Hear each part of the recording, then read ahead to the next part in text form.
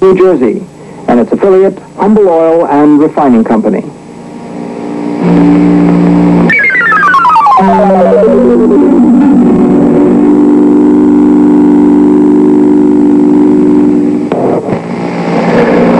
CALLAS, whose passion, whose bel canto, whose triumphs and traumas on and off the stage have transfixed legions of devoted followers for a generation.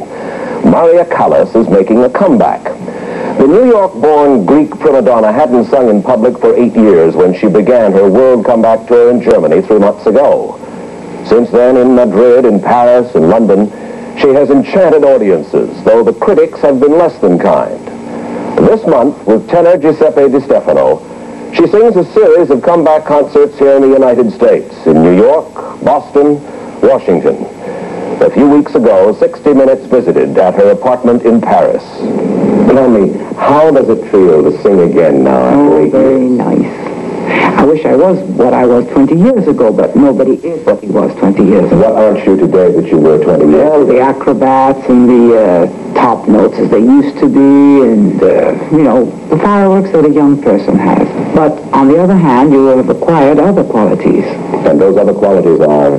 They're appreciated by the public. The interpretation even more, the personality, it appears, has gained more, and yes. Why kick that? That's correct. The voice should be a consequence of what you happen to do on stage. In other words, instead of speaking, you're singing.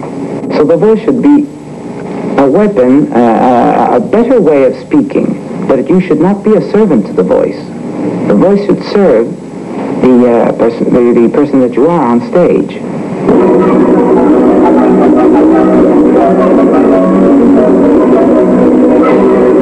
Opera aficionados have gathered at La Scala for centuries, rubbing shoulders with the Milanese gentry who foot its huge costs. Callas became a prima donna here at 28, and built a brilliant career to become La Scala's highest paid diva and the most controversial. Season after season, Callas sang Puccini, Rossini, Bellini, and particularly Verdi.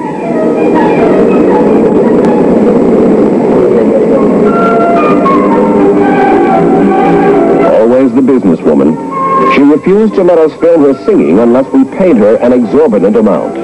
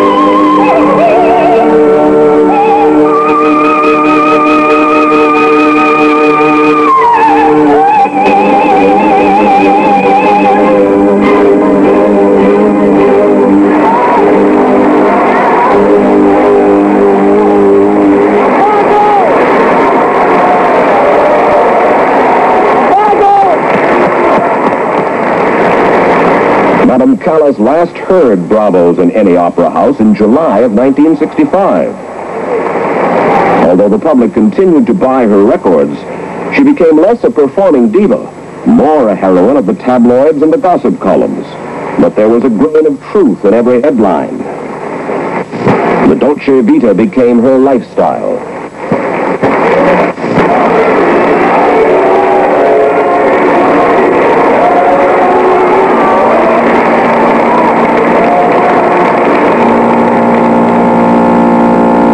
Many newspaper man has put into my mouth what I have not said.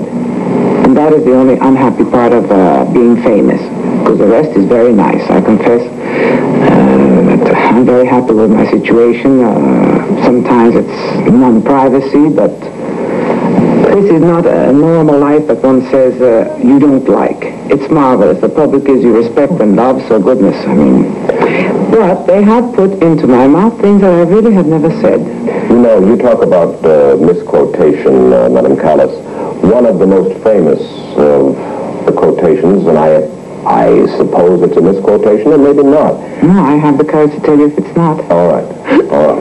And that has to do with your mother. You said, Mother can go to work, she is young enough. No, I've never said that. You did not say that. No. That was Time magazine, a certain de Carvalho, who wanted to be very smart. So he had to create, probably, a story, a sensational story. As a matter of fact, I have never spoken against my mother, though I could have.